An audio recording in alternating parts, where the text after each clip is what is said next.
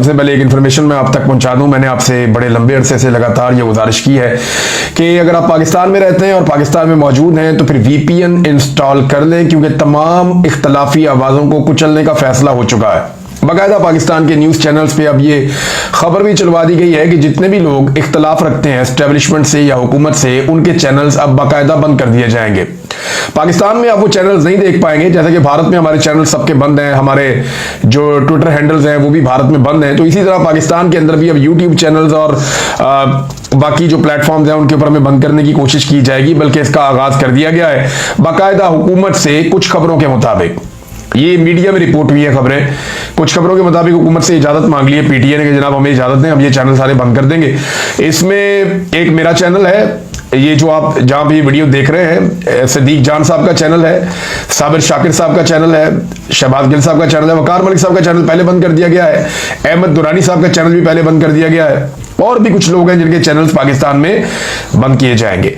अब ये खबर पाकिस्तान के मीडिया पे चलवाई गई है, इसकी तस्दीक हो जाएगी आने वाले वक्त में, लेकिन पहले ही हम फायरवॉल की जद में हैं। यानी डिफरेंट टेक्निकल तरीकों से हमारी वीडियोस को पहले ही रोका जा रहा है, उसकी रीच को कम किया जा रहा है, लोग उस वीडियो को देख ना पाए, सुन ना पाए, इसका बंदोबस्त किया जाता है पाकिस्तान में। तो बड़ा पैसा खर्च किया है ये सारा काम करने के लिए, फायरवॉल लगाई गई है। अब पहले ही फायरवॉल की जद में टेक्निकल चीजों से रोका जाता है, और अब ये एक नई चीज आ गई है कि मुकम्मल तौर पे बंद कर दिए जाए। आप वीपीएन के जरिए से हमारी ये वीडियोस देख पाएंगे, जो वीडियोस हम करेंगे, और इससे सोच तब्दील नहीं होगी। ये जो लोग ये तजर्बा करने जा रहे हैं ना, ये कान खोल के सुन लो। मैं पहले भी यही करता था, अब भी यही करता हूं, आइंदा भी यही करूंगा। मेरी सोच को आप बदल नहीं सके। 5 महीने आपने मार मार के मेरी हालत बिगाड़ के रख दी, लेकिन मैंने अपनी सोच, मेरी वही है, वही काम कर रहा हूं, वैसे ही काम कर रहा हूं। पहले भी ये करता था, अब भी ये करता हूं, आइंदा भी ये करता रहूंगा, और जब तक मुझे लगता है कि मुझे ये काम करना है तब तक मैं ये काम करता रहूंगा। किसी की डिक्टेशन लूंगा नहीं, और ना ही मेरे दोस्तों की सोच बदलेगी जितना मैं उनके बारे में जानता हूं। एक बात जो है वो मैं कल भी कहता था और आज भी कहता हूं कि जो भी फौजी या अफसर पाकिस्तान की हिफाजत के लिए खड़ा होगा वो कल भी हीरो था, आज भी हीरो है। अब बहाना ये बना रहे कि हम फौज के खिलाफ हैं इसलिए हमारे चैनल बंद कर दो, तो ठीक है कर दो फिर बंद। जो अपने हलफ से बेवफाई करेगा या जो आइन को तोड़ेगा वो कल भी गद्दार था, आज भी गद्दार है, सादी बात है। और ये आईने पाकिस्तान में लिखा है, मैं अपने से नहीं कह रहा, ये पाकिस्तान के सारे दिमागों ने मिलकर ये फैसला किया है। आईने पाकिस्तान के अंदर लिखा हुआ है, जाके उसे पढ़ लो। कायदे आजम का ये फरमान भी है, मैंने पिछले वीलॉग में आपको सुनाया भी था। 14 जून 1948 को कायदे आजम ने कोयटा स्टाफ कॉलेज में फौज को वाजे कह दिया था कि आपका काम सिर्फ और सिर्फ सिविलियन के अहकामात की बजा आवरी है, आप पॉलिसीज नहीं बना सकते। तो ये गैर आईनी काम जब भी होगा हम इसके खिलाफ बोलेंगे और खुलकर बोलेंगे। अब इसमें नादरीन जो दिन रात टाउट्स जोर लगा रहे हैं कि अवाम में जो मिलिट्री एस्टेब्लिशमेंट को कुछ पजीराई मिली है, इंडिया के खिलाफ जो कामयाबी अल्लाह ताला ने एयरफोर्स को दी, उसके बाद अब इसको इस्तेमाल करते हुए सियासी मुखालिफिन को और इख्तलाफी आवाजों को मुकम्मल तौर पर कुचल दिया जाए। ये अपनी बका के लिए टाउट्स जोर लगा रहे हैं, दिन रात इसकी कोशिश कर रहे हैं। देखिए, बॉर्डर पर दुश्मन के खिलाफ कोई भी कामयाबी मिले ना, तो वो मुल्क के अंदर जबर, फसायत और जुल्म के लिए किसी किस्म का कोई जवाब फराहम नहीं कर सकती। ये है वन लाइनर। तो नाज़रीन, वीपीएन वगैरह इंस्टॉल कर लें अगर आप ये वीडियो देखना चाहते हैं। हम अपना काम करते रहेंगे और आप तक अपनी आवाज़ पहुंचाते रहेंगे, बशर्ते कि आप भी अब थोड़ी सी कोशिश करें, वीपीएन वगैरह लगाएं और इन वीडियोस को सुनने की जो है कोशिश करें। मैं आपको कुछ वीपीएन बताऊंगा भी, कुछ दीगर दोस्तों ने बताए भी हैं कि ये फ्री मिल जाते हैं, आप इनको इंस्टॉल कर लें और इसके बाद जब आपने हमारी वीडियो सुननी हो आप आराम से इसको ऑन करें, आपको हमारी वीडियोस मिल जाएंगी, वीडियो सुने, उसके बाद बेशक ऑफ कर दें वीपीएन को। नाज़रीन, एक बड़ा अफसोसनाक वाकया वो मैं आपके साथ रख देता हूँ सामने। ये वजीरिस्तान के अंदर ड्रोन हमला हुआ है और मुबैना तौर पर ये ड्रोन हमला पाकिस्तान की जानिब से हुआ है।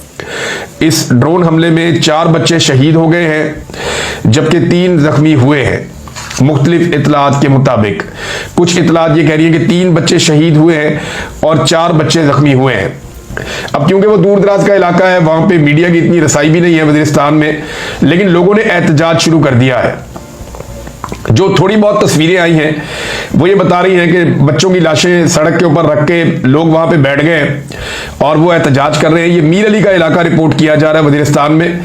ISPR की जानिब से या पाक फौज की जानिब से इसके बारे में अभी तक कोई तफसील जारी नहीं की गई। ये पाकिस्तान के अंदर होने वाला दूसरा ऐसा ड्रोन हमला है जिसमें बच्चों को नुकसान पहुंचा है। इससे पहले भी बच्चे और खवातीन शहीद हो गए थे जब एक ड्रोन हमला हुआ था स्वात के नज़दीक, स्वाबी के नज़दीक, ये जो आपका मर्दान का इलाका है वहाँ पे कुछ काटलिंग का एरिया है, उसके करीब पहाड़ियाँ हैं, वहाँ पे एक ड्रोन हमला हुआ था।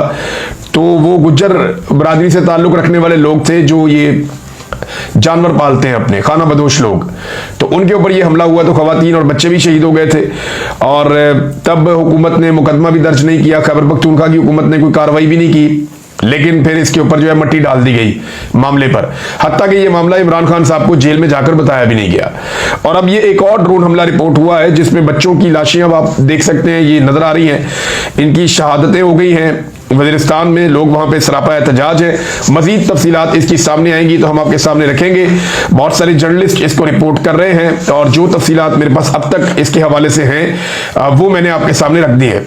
नाज़रीन, भारत ने कुछ चीजों के ऊपर जिद पकड़ ली है और ऐसा लगता है कि दोबारा पाकिस्तान और भारत के बीच में हालात खराब करने की कोशिश की जाएगी। उसकी वजह यह है कि नरेंद्र मोदी को चोट लगी है और वो जख्मी है और वो तकलीफ में है और वो गुस्से में भी है और उसका नुकसान भी हुआ है, उसका इमेज भी तबाह हुआ है। उसकी सियासत के लिए ये पिछला तकरीबन जो एक हफ्ता वो गुजरा लड़ाई वाला, वो एक डरावना ख्वाब साबित हुआ है।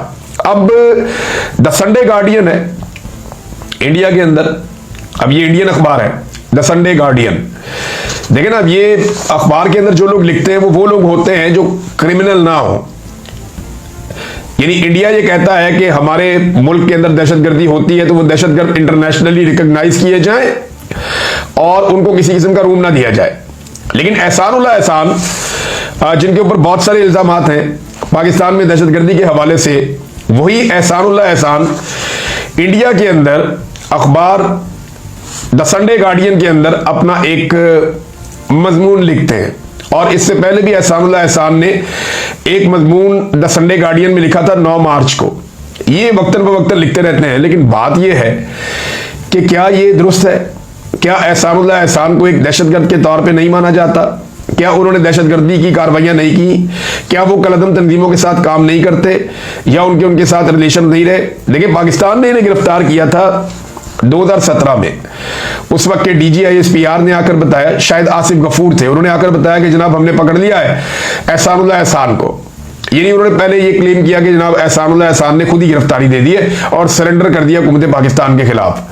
पाकिस्तान ने जो इल्जाम उनके ऊपर रखा था, एक तो ये जो इल्जाम था बच्चों के कत्लेआम का, आर्मी पब्लिक स्कूल में 2014 वाला जो इंसिडेंट था 16 दिसंबर वाला, एक ये उसके ऊपर रखा था।